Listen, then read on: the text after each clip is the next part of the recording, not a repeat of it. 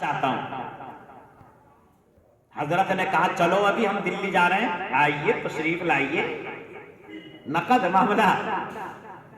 کہا چلیے چلے. اب مورخ لکھتا ہے حضرت مولانا حسین احمد مدنی رحمت اللہ علیہ سنت کی اتباع کرتے ہوئے وضو کیا. حضرت نے نماز پڑھی, نماز کے بعد صلاۃ السفر پڑھ لیا. حضرت پھر بیٹھنے لگے, حضرت کے ہونٹ ہل گئے. وہ کیا جانتا, پنڈت خادم سے پوچھا کیا بول رہے ہیں؟ فرمایا یہ سنت کی اتباع کر رہے ہیں اور یہ دعا پڑھ رہے ہیں. اور پھر حضرت سے کہنے لگا حضرت جی ترجمہ کر دو, ٹرانسلیشن کر دو. حضرت جی نے ترجمہ سنا دیا اور بیٹھ گیا. حضرت جی چلتے رہے, قرآن پڑھتے رہے, ذکر اللہ کرتے رہے. اتنے میں جب ٹرین میں سوار ہوئے تو ٹرین کے اندر اتنی بھیڑ ہو گئی کہ وہاں کے خانے کے پاس, بیت الخلا کے پاس بھی پبلک تھی. اور یہاں تک کہ لوگوں کو جب حاجت ہوئی تو بیت الخلا بھی سڑ گیا, بھر گیا. اب حضرت جی کے ساتھی بیٹھے ہیں, حضرت استنجا تو لگا ہے لیکن لیٹرن بڑی بدبو آ رہی ہے لیٹرن میں, بیت الخلا میں. حضرت جی نے کہا اچھا بھائی, ہاں زیادہ پبلک ہے, بیٹھو بیٹھو میں بھی جاتا ہوں. حضرت جی گئے. حضرت جی آدھے گھنٹے کے بعد نکلے تو کسی نے کہا کہ یار بیت الخلا تو جانا چاہتے تھے لیکن بڑی بدبو ہے. حضرت مولانا حسین احمد مدنی کہنے لگے نہیں نہیں میں جا کر آیا, بالکل صاف ہے. کہا اچھا گئے تو بالکل صاف. اب جناب وہ باہر تشریف لائے, بیٹھے, سیدھی سیدھی بات کی کہ بدبو تو آ رہی تھی, بیت الخلا تو گندا تھا, لیکن ملا جی یہ صفائی تو نے کی ہے. کہا بھائی یہ صفائی اگر میں نے کرتی تو ہمارا بھائی, یہ ہمارا بھائی, وہ ہماری بہن, یہ ہمارا بھائی, یہ ہمارا ابا جی, یہ ہمارا بڑا جی. میرا کیا گھس گیا, میں گیا میں نے صاف کر دیا. مذہب اسلام یہی سکھاتا ہے صفائی ستھرائی رکھو. مذہب اسلام سکھاتا ہے صفائی آدھا ایمان ہے. کئی پنڈت بیٹھے تھے کہنے لگے اگر حسین احمد مدنی کا اخلاق یہی ہے, اگر مولانا حسین احمد مدنی ملا جی کا کریکٹر یہی ہے تو یاد رکھو ہندوؤں, یاد رکھو انگریزوں, ایک دن تمہیں ملک ہندوستان چھوڑنا پڑے گا اور حسین احمد مدنی کی تحریک کامیاب ہوگی. مولانا کامیاب ہو گئے, آپ کی تحریک کامیاب ہو گئی. یہ کیسے ہوا؟ قرآن پڑھنے کی برکت سے, نماز پڑھنے کی برکت سے, علماء کی خدمت کرنے سے, اللہ والوں کے پاس جانے سے. آج مسلم معاشرہ اتنا گندا کہ افریقہ کے اندر ایک جماعت آئی, ہمارے دارالعلوم میں بول رہی تھی تو کہتے کہتے کہنے لگے بھائی ہم ملکوں میں گئے لیکن جب ہم انڈیا گئے مزہ تو بہت آیا کہ انڈیا گئے, بنگلہ والی مسجد دیکھی, دیوبند دیکھا, سہارنپور دیکھا اور وہاں کی مسجدیں دیکھی, لیکن ایک بات بڑی ناگوار گزری, ہندوستان کے اکثر مسلمان 80% گندے رہتے ہیں, گندے, کپڑے گندے, کھاٹ گندی, گھر گندا, مسجد کی بھی فرصت نہیں کہ اس کو صاف کر لیں, جہاں بیٹھتے ہیں کہ اس کو. یہ بات میں اس لیے عرض کر رہا ہوں جو میں نے کہی. حضرت جی مولانا رابع صاحب فرما رہے ہیں سنت پاک پر اگر ہم آ جائیں خدا کی قسم ابھی بھی اللہ کی مدد آ جائے گی, ابھی بھی موجود فوراً. سنت کیا ہے؟ واٹ از دا سنت؟ میری بات ختم ہونے میں 10 منٹ رہ گئے, ابھی تو تمہید ہے. 3 گھنٹے 5 منٹ ہمارا بیان ہوتا ہے اصل جب مجمع صحیح ہوتا ہے, لیکن یہ مجمع ویسے نہ مائک صحیح, نہ مجمع صحیح, نہ بچے صحیح بیٹھے, نہ گڑبڑ, اتنا گڑبڑ ہو رہا ہے اوپر. اب بتاؤ مولوی کیا کرے, قاری کیا کرے بیچارہ امام, اسٹیج بھی وہی لگائے, पिंडाल भी वही लगाए, खाना भी वही बनवाए, सब भी वही बिछाए। हाय हाय, जब मैं अफ्रीका पहुंचा, अपनी रुएदात सुना दो थोड़ी सी। जब मैं पहुंचा, कैराना मोहम्मदपुर का रहने वाला था, इमामों को देखता था, सब कुछ इमाम ही करता है, कहीं भी चल देता है, नो प्रॉब्लम। बस मैं अफ्रीका गया, मुझे 5 दिन गुजरे, जुमा पढ़ाया, बयान हुआ शानदार मस्जिद में बेहतरीन, और मर्सिडीज गाड़ियों में लोग बैठकर आए। और फिर मैं सोचा चलो जुमा पढ़ लिया, अब जुमे के बाद मैं जरा घूम लूं, शॉपिंग की तरफ चला जाऊं, शॉप की तरफ, दुकानों की तरफ। बस में चल दिया। अब झट से मेरे पीछे एक गाड़ी आकर के रुकी, मर्सिडीज, और उसने कहा अस्सलामु अलैकुम व रहमतुल्लाहि व बरकातुहू। उसके ड्राइवर ने, मैंने कहा वालेकुम अस्सलाम।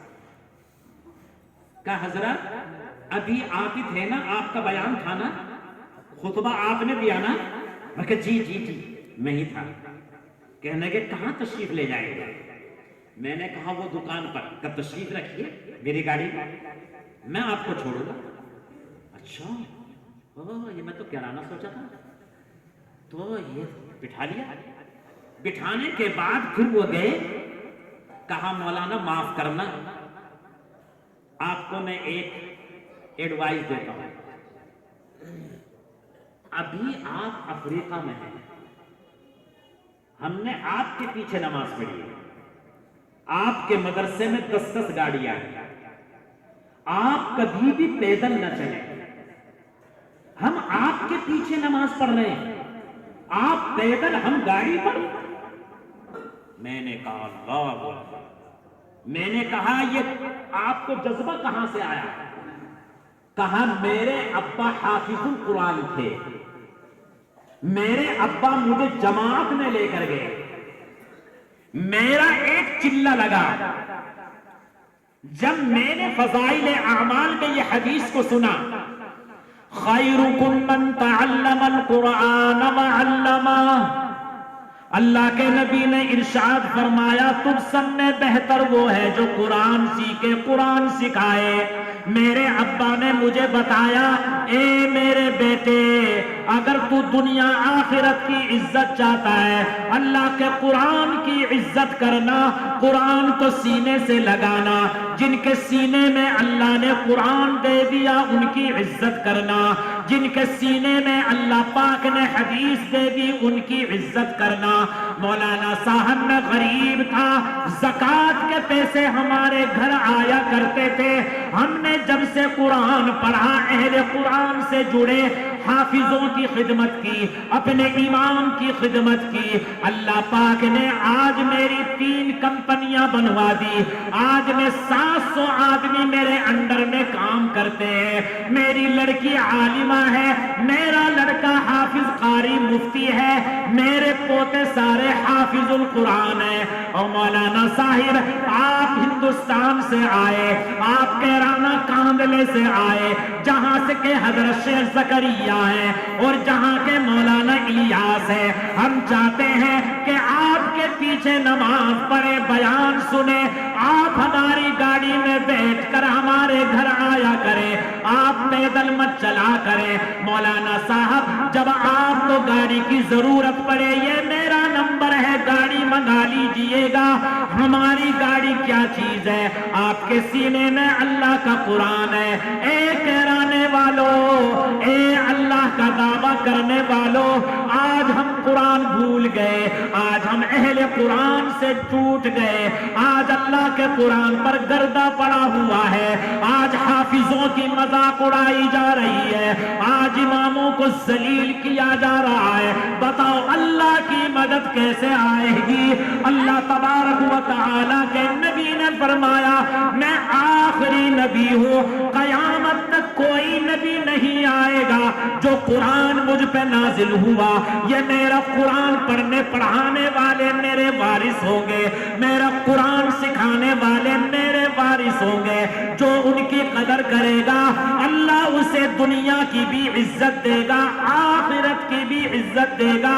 और इज्जत क्यों न मिले, अल्लाह ने कुरान में ऐलान कर दिया, वलिल्लाहिल العزت ولرسولہ وللمؤمنین، عزت اللہ کے لیے ہے، عزت اللہ کے رسول کے لیے ہے، عزت مسلمانوں کے لیے ہے۔ دوسری جگہ اللہ نے فرمایا وَلَا تَهِنُوا وَلَا تَحْزَنُوا، اے مسلمانوں سست مت پڑنا، اپنی مسجدیں مت چھوڑنا، اپنے مدرسوں کو مت چھوڑنا، اپنے علماء کو مت چھوڑنا، نماز روزے کو مت چھوڑنا، تبلیغ کو مت چھوڑنا۔ یہ دنیا والے تمہیں کتنا ستائے، رنجیدہ مت ہونا۔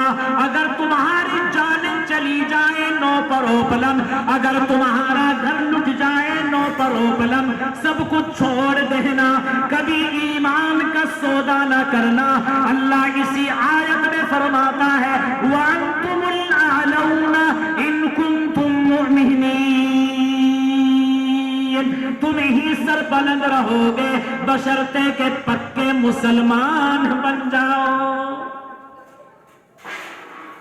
تم ہی سر بلند رہو گے۔ اللہ کا فرمان ہے، مفتی کا فرمان نہیں، حافظ کا فرمان نہیں، قاری کا فرمان نہیں، رب کائنات فرما رہا ہے تم انصاری ہو، تم جلائے ہو، تم پنڈے ہو، تم فقیر ہو، تم مرزا ہو، تم پیر ہو، تم خان ہو، تم پٹھان ہو، سب کچھ اپنی جگہ درست ہو، لیکن اگر تم مسلمان نہیں ہو، اگر تم انسان نہیں ہو، اگر تم اللہ کے بندے نہیں ہو، اللہ کی نظر میں تم سور خنزیر سے بدتر ہو۔ اگر تمہارا ایمان نہیں ہے، تمہارا قرآن تمہارے پاس نہیں ہے، تمہاری انسانیت تمہارے پاس نہیں ہے، اگر یہ حسب نسب ہمیں اعلیٰ مقام پر پہنچاتے، حسب نسب اگر فخر کرنے کی چیز ہوتی، ابو جہل اللہ کے نبی کے خاندان کا ہے لیکن ایمان نہ لانے کی وجہ سے جہنم میں جائے۔ چھوڑ دو سب جھگڑے، قوم برادری، آج اس نے امت کو بانٹا، میری برادری، میرا قبیلہ، میرا خاندان، میرا معاشرہ، میری پارٹی، میرا ملک، میری سوسائٹی، میرا علاقہ۔ ارے تیرا کیا علاقہ؟ رسول اللہ صلی اللہ علیہ وسلم نے فرمایا الخلق عیال اللہ، تمام مخلوق اللہ کا کنبہ ہے۔ میری بات ختم ہونے میں 3.5 منٹ رہ گئے، تو میں آپ سے یہ عرض کرنا چاہتا ہوں اللہ والے بنو، قرآن والے بنو، سنت والے بنو۔ سنت یہی نہیں جی مولوی صاحب بتاؤ بریانی 3 لقمے میں کھانا جائز ہے یا ایک میں؟ چٹنی نہیں پوچھتا، روزہ نہیں پوچھتا، پیر کے روزے رکھنے کی کیا فضیلت ہے، جمعرات کے روزے رکھنے کی کیا فضیلت ہے، تہجد پڑھنے کی کیا فضیلت ہے، پروٹیسٹ کر کے اپنی مائی بہنوں کے لیے کھانا بنانا کھلانا اور ان کو محبت کی نگاہ سے دیکھنا کیا فضیلت ہے، اپنے ابا کو دیکھ کر کے خوش ہونا کیا فضیلت ہے، اپنے اماں کو گاڑی پہ بٹھا کر ہاسپٹل لے جانا کیا فضیلت ہے، بس کھانے کے اندر سنت ڈھونڈ رہا ہے، اپنے مزاج کا دین بنا لیا، اپنی خواہش کا نام دین بنا لیا۔ حضرت جی مولانا الیاس اللہ ان کی قبر کو نور سے منور فرما دے۔ ہمارے حضرت مولانا ابو الحسن علی ندوی ان کی خدمت میں پہنچے، رات کے 12 بج گئے تھے۔ حضرت جی مولانا الیاس کو دیکھا سجدے میں بننے والی مسجد میں پڑھ کر رو رہے ہیں الہ العالمین یہ تیرے بندے آئے ہیں، کوئی میوات سے آیا، کوئی دلی سے آیا، کوئی سہارنپور سے آیا، اے اللہ یہ تو عبادت کر کے سو گئے ہیں، الہ العالمین یہ نماز سیکھنے آئے ہیں، یہ سجدے سیکھنے آئے ہیں، یہ التحیات سیکھنے آئے ہیں، اللہ میری التحیات صحیح نہیں، میرا قرآن صحیح نہیں، میری تلاوت صحیح نہیں، الہ العالمین میں ان کو کیا سکھا دوں گا؟ اے پروردگار کس کسی قاری کو بھیج دے، کسی علامہ کو بھیج دے، کسی شیخ الحدیث کو بھیج دے۔ الہ العالمین آواز لگانا میرا کام تھا، اب ان کی اصلاح کرنا تیرا کام ہے۔ مولانا علی میاں نے سن لیا، منظور نعمانی نے سن لیا، آنکھوں میں آنسو آ گئے، حضرت جی کو گلے سے لگایا اور لگ گئے گلے سے۔ مولانا الیاس نے کہا اے ابو الحسن علی ندوی، میں تیرے لیے سالوں سے تہجد میں دعا کر رہا تھا، اللہ علی میاں کو بھیج دے، اللہ اس کی تقریر سنیں گے، اللہ اس کو میوات لے جائیں گے۔ اے علی میاں، یہ میرے پاس کتنے میرے مرید آئے ہیں، صبح میں ان کے سامنے بیان کر دینا، ان کی الحمد شریف سن لینا، ان کی دعائیں سن لینا۔ اگر تم مجھ سے محبت کرنا چاہتے ہو، اگر تم مجھے راضی کرنا چاہتے ہو، اپنا بیان سنا دینا۔ مولانا علی میاں نے کہا حضرت جی آپ کو دیکھنے آئے ہیں، آپ کی بات سننے آئے ہیں، تقریر سننے والے بہت ہیں، تقریریں تحریریں بہت ہو گئی۔ مولانا الیاس رونے لگے اور کہا آپ کی کتابیں پڑھ کر میں تہجد میں آپ کے لیے دعا کرتا ہوں۔ مولانا علی میاں کا فجر میں بیان ہوا، حضرت مولانا الیاس رونے لگے۔ حضرت مولانا علی میاں کہتے ہیں اگلے دن ہم رک گئے، رات کے 3 بجے تھے، میں سویا ہوا تھا، میرے پیر کوئی دبا رہا ہے، میں نے سوچا منظور نعمانی میرا دوست میرے پیر دبا رہا ہے، میں 5-7 منٹ لیٹا رہا، میرا دوست ہے دبانے دو، تھوڑا مزہ آ رہا ہے۔ 10 منٹ کے بعد آنکھ کھلی، میں نے دیکھا حضرت مولانا الیاس میرے پیر دبا رہے ہیں۔ میں نے کہا حضرت جی یہ کیا کر رہے ہو؟ فرمایا علی میاں سید احمد شہید کی تجدید کے سائے میں جی رہے ہیں، تو محدث القرآن ہے، تو محدث الحدیث ہے، حدیث کو بیان کرتا ہے، تو مفسر قرآن ہے، تو سادات میں سے ہے، میرے لیے دعا کرنا، اللہ میری تبلیغ قبول کر لے۔ اگر علماء کی نظر نہ ہوئی، اگر تمہاری تائید مجھے نہ ملی، اگر تمہاری دعائیں مجھے نہ ملی، میں اللہ کو کیا منہ دکھاؤں گا؟ ان کی دعاؤں سے اور تواضع سے یہ دین پھیلا، ایمان پھیلا، قرآن پھیلا، دعوت پھیلی۔ آج ہم سب کہتے ہیں آئی ایم امیر، میں امیر ہوں، میں متولی ہوں، میں محتمل ہوں، میں شیخ الحدیث ہوں، میں علامہ ہوں، میں فلاں ہوں۔ بس آخر میں بات کہہ کے جا رہا ہوں، حضرت مولانا شیخ زکریا آخری عمر میں افریقہ آئے، آخری عمر میں یورپ آئے۔ ایک بہت بڑا دارالعلوم ہے حضرت مولانا یوسف مطالعہ، اللہ ان کی قبر کو نور سے منور فرما دے۔ ان کے بڑے بھائی تھے حضرت جی عبد الرحیم مطالعہ، جن کی خدمت میں مجھے رہنے کا اس سیاہ کار کو 13 سال موقع ملا ہے۔ مولانا یوسف مطالعہ سے بھی تعلق۔ بہرحال حضرت شیخ جب لندن گئے، ان کے دارالعلوم میں جلسہ تھا، جیسے جلسہ چل رہا ہے، حضرت جی اسٹیج پر بیٹھے تھے، مولانا شیخ زکریا۔ تو مولانا یوسف مطالعہ نے کہا میرے شیخ یہ ہیں، وہ ہیں، فلاں ہیں، محدث ہیں، مفسر ہیں، بڑے شیخ ہیں۔ حضرت شیخ زکریا رونے لگے اور فرمایا یوسف تو نے مجھے یہاں بلا کے ذلیل کر دیا۔ اسٹیج پہ کہا حضرت گستاخی کی معافی چاہتا ہوں، کیا ہوا؟ کہا یوسف مشکات شریف اٹھا کر لاؤ۔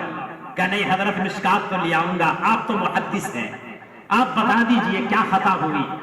حضرت شیخ نے کہا رو کے ارے یوسف تو نے حدیث میں نہیں پڑھا اللہ کبھی اپنے دین کا کام فاسق فاجر سے بھی لے لیتا ہے، میرا ایمان پر خاتمہ ہونے دے، اگر ایمان پر خاتمہ ہو گیا تیری تعریف کرنا صحیح ہے، اگر ایمان پر خاتمہ نہ ہوا تیری تعریف میرے کوئی کام نہیں آئے گی۔ اور یہ شعر پڑھا ایسے رہیں کہ ویسے رہیں، ایسے رہیں کہ ویسے رہیں، وہاں دیکھنا ہے کہ کیسے رہے۔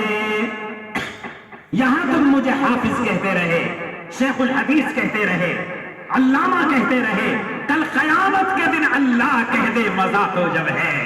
لہذا شیخ زکریا نے ہمیں اس بات میں یہ تعلیم دی، اپنے ایمان کو بچا کر لے جاؤ، اپنی نمازوں کو بچاؤ، تواضع اختیار کرو، نماز پڑھو اللہ سے ڈرو، قرآن پڑھو اللہ سے ڈرو، چلے لگاؤ اللہ سے ڈرو، خدمت کرو اللہ سے ڈرو، روزہ رکھو اللہ سے ڈرو، زکات دو اللہ سے ڈرو، مدرسے بناؤ اللہ سے ڈرو، خدمت خلق کرو اللہ سے ڈرو.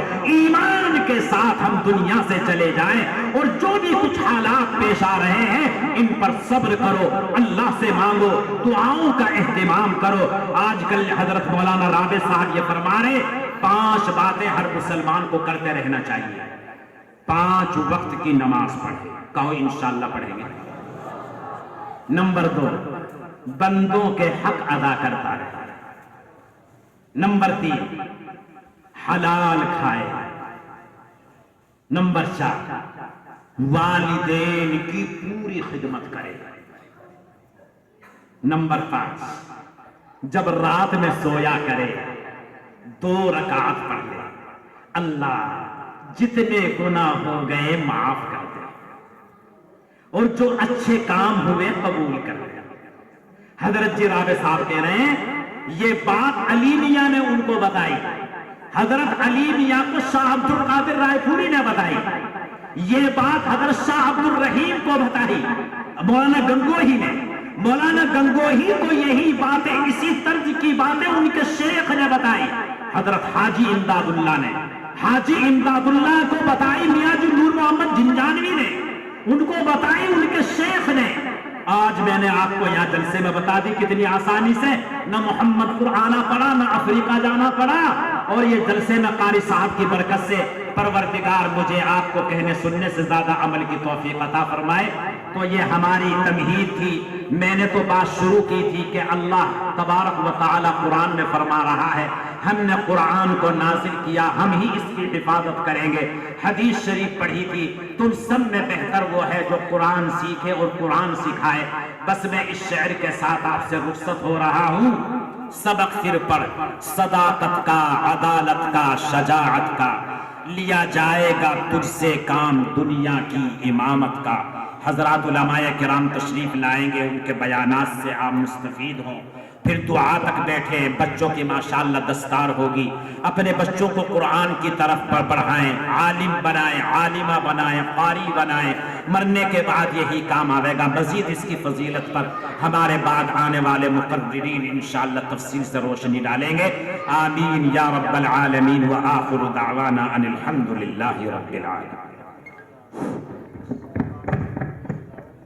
ماشاءاللہ اللہ تبارک و تعالی حضرت والا کی عمر میں، صحت میں، علم میں برکت عطا فرمائے.